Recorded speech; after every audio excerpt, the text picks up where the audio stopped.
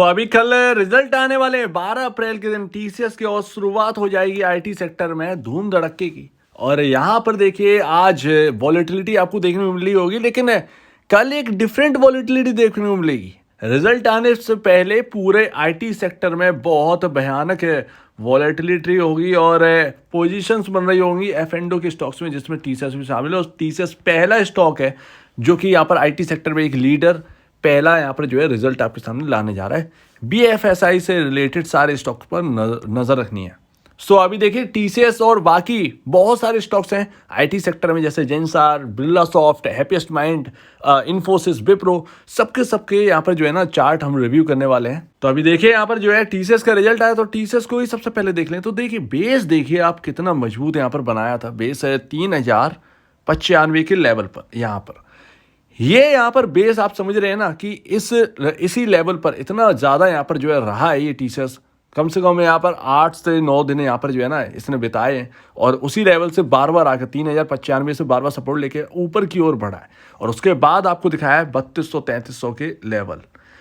अभी यहाँ पर कुल मिलाकर 3213 के लेवल है। तो आप समझ ही सकते हैं जहाँ से बेस बनाया वो इंपॉर्टेंट लेवल कितना होगा इस स्टॉक के लिए। तो 3095 के लेवल पर नज़र रखिए। 3095 का लेवल अगर ब्रीच होता है तो फिर ये ठीक नहीं होगा, फिर कहीं ना कहीं 52 वीक लो के आसपास आने की कोशिश करेगा ये स्टॉक। और ये सारी चीजें ना ये Q4 पर डिपेंड है, बहुत ज्यादा Q4 पर, क्योंकि बीएफएसआई के बता रहे हैं कि बहुत ज्यादा प्रॉब्लम से गुजरना पड़ सकता है। और इस वक्त आईटी सेक्टर में हर बार कुछ ना कुछ नया आ जाता है। जैसे कि अब अभी इन्फ्लेशन चल रहा था, वैसे ही अब यहाँ पर जो है रिसेशन की बात कर रहे हैं कि यहाँ पर जो है रिसेशन आना है। तो अभी देखिए वो कहीं ना कहीं अप्रैल के बाद आ सकता है। तो आईटी सेक्टर में प्रॉब्लम है, लेकिन देखना ये होगा कि बीएफएसआई में यहाँ पर बैंकिंग फाइनेंशियल में इतना ज़्यादा प्रॉब्लम आई यूरोप और यूएस के अंदर, क्या होगा उसका असर, क्योंकि टाटा कंसल्टेंसी के अंदर बीएफएसआई का सेगमेंट बहुत बड़ा है। और अच्छे रिजल्ट आएंगे तो ऑब्वियसली बात है ये पूरा घूम जाएगा और घूम कर दिखा देगा ये टीसीएस। लेकिन कमेंट्री बहुत इंपॉर्टेंट रहेगी हर कंपनी की, हर स्टॉक के ऊपर की आप देखिएगा कमेंट्री बहुत इंपॉर्टेंट रहेगी। इन्फोसिस की बात करते हैं तो इन्फोसिस का चार्ट बहुत बेकार है। क्यों बेकार है ज़रा देखिए आप इस हिसाब से। यहाँ पर जो है इसने भी बेस बनाया था, ये ऑलमोस्ट है 1358 के आसपास का ये एक इम्पॉर्टेंट लेवल है। और ये अगर ब्रीच हुआ तो ये ठीक नहीं होगा। और ये 52 हफ्ते का लो है, 1358-1360 के आसपास का 52 हफ्ते का लो भी है इन्फोसिस का। अच्छा ताज्जुब की बात है कि जो टीसीएस है वो 10% ऊपर है अपने 52 वीक हाई से, लो से, लेकिन इन्फोसिस के अंदर 3% ही है।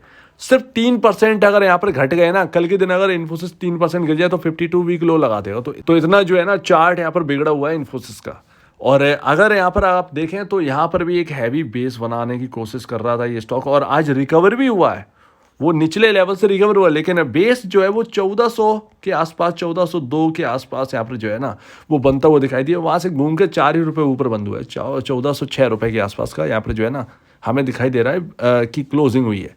तो अगर कल का दिन है, कल यहाँ पर अगर होप के चलते अगर ये घूम गया और Q4 के नंबर अच्छे आ गए टीसीएस के, तो फिर इन्फोसिस परसों यानी थर्सडे के दिन कुछ कमाल करके दिखा सकता है। और ये अपने जो उच्चतम स्तर है ऑलमोस्ट यहाँ पर 1430 के आसपास के, वो यहाँ पर क्रॉस हो जाएंगे इन्फोसिस के अंदर। लेकिन अगर ये 52 वीक लो लगा दिए, कल के दिन क्लोजिंग हो गई, ठीक है ना, 1358 या 1360, 1370 तक, और Q4 के नंबर अच्छे नहीं आए टीसीएस के, तो फिर यहाँ पर जो है ना 52 वीक लो जो है ना वो लग जाए। और अगले दिन यहाँ पर बात करें तो टीसीएस के बाद इन्फोसिस के नंबर है, यानी कि टीसीएस का रिएक्शन हमको 13 अप्रैल को दिखाई दे। 13 अप्रैल की शाम को इन्फोसिस के नंबर है, 14 अप्रैल को फ्राइडे के दिन उसके रिएक्ट करते हुए नजर आएंगे। तो लगातार है। वहीं अगर विप्रो की बात करें तो देखिए जरा विप्रो में क्या चल रहा है। विप्रो में 370 रुपए पर क्लोजिंग है, 372.50 रुपए पर ये इंपॉर्टेंट लेवल है। देखिए यहाँ से ये घूमा था, 400 की ओर गया था, वो यहाँ पर टूट गया। उसके बाद एक लो लगा 356 के आसपास का, ऑलमोस्ट 356-355 के आसपास का।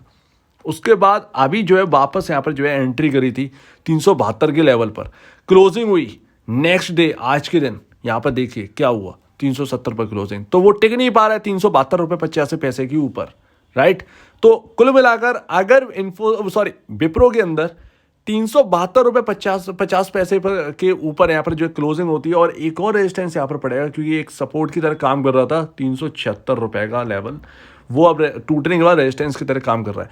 तो ₹372 50 पैसे, ₹376, ये अगर लेवल क्रॉस हो गए तो कहीं ना कहीं यहाँ पर जो एक गैप छूटा है ये 400 के आसपास, ये कहीं ना कहीं गैप फिल करने के लिए दौड़ेगा, और ये तभी होगा जब Q4 के नंबर अच्छे आ जाएंगे TCS के, राइट। तो इन्फोसिस के मेरे ख्याल से 13 अप्रैल को रिजल्ट है या 14 अप्रैल को रिजल्ट है, लगातार इन तीनों कंपनियों के रिजल्ट है। और अगर Q4 नंबर अच्छे नहीं हुए तो ये रेजिस्टेंस खाकर जो नीचे गिरा है ना, कल अगर नीचे और क्लोजिंग हो जाती है और Q4 के नंबर खराब आ गए तो कहीं ना कहीं ये ₹356 भी जाने की कोशिश कर सकता है। अब यहाँ पर हैप्पीएस्ट माइंड की बात करते हैं, ये तो एक रेंज में अटका हुआ है भाई। रियलिटी अगर देखिए, आप देखिए 825 का एक रेजिस्टेंस लेवल है, ये यहाँ पर जो है बेस बिल्डअप हुआ था, ऊपर गया था, वापस ये तोड़ दिया। ₹825.90 एक रेजिस्टेंस का लेवल है, वो अगर क्रॉस होगा और उसके आसपास ही ₹807, आज हाई लगाया था कुछ 815 के आसपास का। अगर ₹825.90 के ऊपर क्लोजिंग होती है और उसके ऊपर चलना स्टार्ट करता है तभी यहाँ पर कुछ बात बनेगी, अदरवाइज यहाँ पर जो है ना ये रेजिस्टेंस खाकर और नीचे आया और 788 अगर ब्रीच हुआ, क्योंकि सारी नज़र है ना Q4 के TCS इन्फोसिस लगातार इनके ऊपर नज़र बनाए हुए है। अगर इन सब ने जो लीडर्स हैं इन्होंने प्रदर्शन खराब कर दिया तो कहीं ना कहीं जो मिड कैप और स्मॉल कैप कंपनियां हैं वो टूटने स्टार्ट हो जाएंगी IIT की, तो ये प्रॉब्लम है। और अगर ये 825 का लेवल क्रॉस नहीं कर पाया और 788 तोड़ दिया तो एक रेंज खुलेगी ₹717 तक की, उस रेंज में झूलता हुआ नजर आ रहा है। कुल मिलाकर एक रेंज में अभी काम कर रहा है ये स्टॉक। तो नीचे के लेवल पर आप ध्यान रखिए और Q4 पर नजर रखिए, Q4 से ही कुछ बात बनेगी, नॉट हैप्पीएस्ट माइंड का, बल्कि TCS इन्फोसिस विप्रो। और आपको मैं बता दूं BFSI का सेगमेंट भी इसके अंदर है, आपके हैप्पीएस्ट माइंड के अंदर बहुत एक अच्छा खासा पार्ट है BFSI का, तो उस पर असर पड़ जाए अगर TCS के नंबर खराब आ गए BFSI सेगमेंट के, तो वो कहीं ना कहीं हैप्पीएस्ट माइंड के लिए अच्छा नहीं होगा। और अभी का सबसे इंटरेस्टिंग चार्ट जेंसर टेक्नोलॉजीज, इसमें क्या हुआ है जरा देखिए। यहाँ पर ये बहुत बड़ा चार्ट था, मैंने तो यहाँ पर छोटा सा दिखा रखा है, ये पूरा ट्रेंड लाइन यहाँ पर जो है ना बना हुआ है। ये स्टॉक एक रेंज में घूम रहा है, ट्रेंड लाइन, निचली ट्रेंड लाइन सपोर्ट है, इसके पीछे एक और सपोर्ट है, ये ट्रेंड लाइन को लेकर उससे सपोर्ट लेकर वापस घूमा 288 के आसपास का यहाँ पर जो है ना अभी इस वक्त चल रहा है प्राइस। ऊपरी स्तर से एकदम ट्रेंड लाइन से टकराने वाला है ये स्टॉक, और ये लेवल आपका पड़ेगा कुछ समथिंग 290-95 के आसपास का लेवल जो है ना वो पड़ने वाला है। अगर ये 295-298 का लेवल अगर इसने ब्रीच कर दिया, ये ट्रेंड लाइन ब्रीच हो जाए, इसके ऊपर अगर चलना स्टार्ट कर दिया, यानी कि ₹300 के ऊपर निकलना स्टार्ट कर दिया, ये स्टॉक कहीं ना कहीं एक नई तेजी की ओर बढ़ जाएगा। पॉसिबल है ये, क्योंकि एक ट्रेंड लाइन जो है ना जो एक बनी हुई है वो ब्रीच हो जाएगी। अब ये हर एक की ट्रेंड लाइन ना एक अलग हिसाब से बनती है, मैं अपने हिसाब से बना रखा, तो मेरे हिसाब से तो अगर ये ₹300 के ऊपर चलना स्टार्ट हो गया तो फिर यहाँ पर कहीं ना कहीं कुछ बात बनेगी जेंसर टेक्नोलॉजीज के अंदर। उसके लिए तो Q4 ही चाहिए होंगे, क्योंकि Q4 आपका आने पर है, और अगर ये कुछ गड़बड़ यहाँ पर होगी तो फिर भी एक डाउन साइड यहाँ पर जो है ना पॉसिबिलिटी बन जाएगी।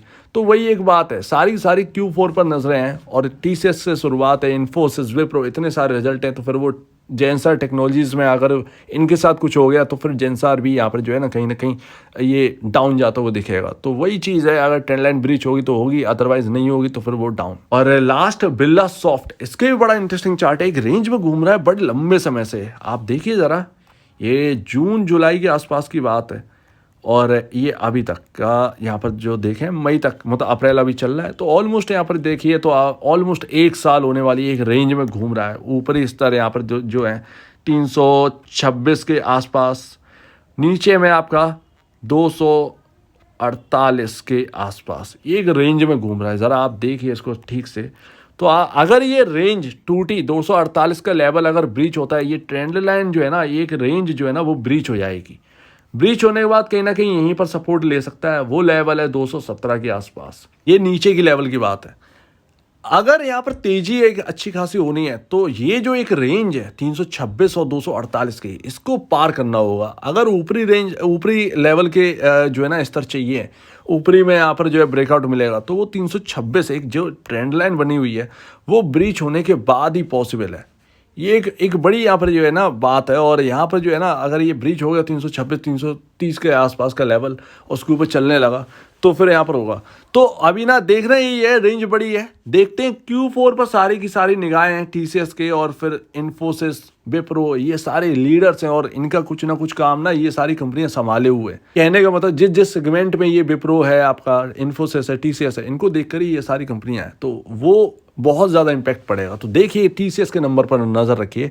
नीचे मैं आपको बता दिया बिरला सॉफ्ट इस वक्त तो डाउन साइड का ही यहाँ पर जो है ना सबसे ज़्यादा एक चिंता वाली बात है कि क्या ये बॉटम बना देंगे स्टॉक्स। सो उम्मीद है अपसाइड तो बात की बात है, डाउन साइड बची रहे, डाउन ना जाए ये स्टॉक, ये सबसे बड़ी बात है। तो डाउन के लेवल हमने देख लिए और इन लेवल्स के हिसाब से काश हो जाए और ये लेवल्स बचे हैं तो ज़्यादा बेहतर है। Q4 के नंबर अच्छे आ जाए, टीसीएस के कमेंट्री अच्छी आ जाए तो पॉसिबल है कि ये ना अचानक से अपसाइड होगी ये टीसीएस के, यानी कि आपको थर्सडे को या तो आपको आईटी के अंदर बहुत भारी गिरावट दिखेगी या बहुत भारी उछाल दिखेगा, दोनों में से कुछ एक होना है। तो उम्मीद है आपको बात अच्छी लगी होगी। है आपका क्या कहना है इसके ऊपर कमेंट सेक्शन में कहिए, और अगर आप किसी वीडियो को प्रॉब्लम है, कुछ पूछें, कुछ बताना, कुछ कहना है तो प्लीज कमेंट सेक्शन में कहिए। और अब वीडियो देखने के लिए बहुत धन्यवाद दोस्तों।